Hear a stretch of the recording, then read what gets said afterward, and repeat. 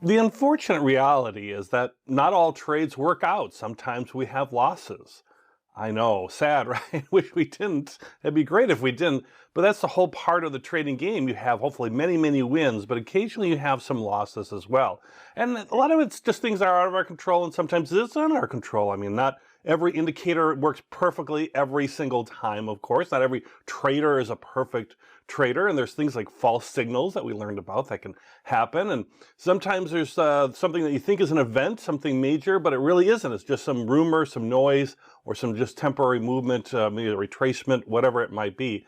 And so then we might experience a loss from that. Or there's unexpected events outside in the wider world. I mean, you think about during 2020 and the early days of the pandemic of COVID-19 and all that, how that was a dramatic impact across all different types of securities. And if we look at, let's say specifically, let's say the stock market, for example, where you have CEOs of companies as opposed to currencies or cryptocurrency, if the CEO all of a sudden dies, that's, unexpectedly, that's going to send a tremendous impact on your trading of that particular security. So there are things that we can control, things that we can't control. But one thing we have to do, a couple of things we have to do is be comfortable that there will be losses at times, and that's okay.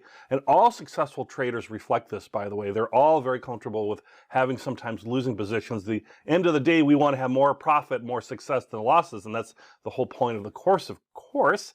But there is some action that we can actually take to limit our losses, some ways of placing orders correctly, and that's what stop losses is an order type that will really help us. And it's really important in terms of technical trading and being an active trader that you use this to help minimize your losses. Because if you're minimizing your losses, you've got good targets set up, you're using your indicators well, then you're going to have some profitability. So let's talk about stop losses a little bit here.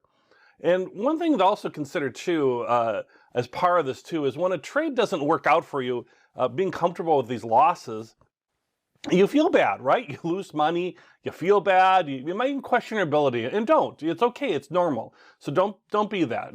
Don't question your ability. Maybe adjust your strategy if you feel you need to, but you're learning. It's all right. And you can always use paper trading and all that to test out your ideas, and back testing as well. And you may experience the denial. I won't sell at a loss because I know it's coming back. If you ever see yourself saying that, then you're not so much technical trading, you're more hoping at that point. Remember, your indicators will tell you when to buy, but they'll also tell you when to sell as well, as far as when the trend, let's say, has stopped or slowed down or reversed.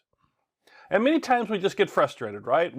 It's a perfectly natural human being emotion, so understand that when you're experiencing that, that you're just really experiencing some frustration, and that there are some tactics we can do to minimize that frustration. And one thing to think of too, if you think about salespeople, right? I know, like, what? We're going to think about salespeople? But think about salespeople. They face rejection every day. Lots of people telling them no. All day long, they got people saying, no, I don't want the order. They won't take their phone calls. No, no, no. But successful salespeople know this, K-N-O-W know this, and are actually taught that each no is part of a path that leads to a yes. And so if you get a yes, that's a sale, which equals commission, which equals money. So every time you experience maybe a slight loss, that's on your path to that greater yes, that greater profitability. And a stop loss is basically an order type that's going to limit your losses. It helps overcome things like that. No indicator is perfect, that there's false signals, big market events out of your control, and we have an automatic mechanism that we can kind of place ahead of time that if something happens, it'll limit your losses. So you're doing this ahead of time and automating things, and it's all part of the plan. Again, we have an overall plan. And if you think about, just in general about the plan and where a stop loss might fit in your overall plan, you have indicators that help you select securities, right? You're looking for trends, you're looking for opportunities. So the indicator is helping you make decisions on buying and selling. And then you have trading rules around that provide the discipline that we learned earlier in the course, as far as, actually taking action, that you're going to have some discipline around that.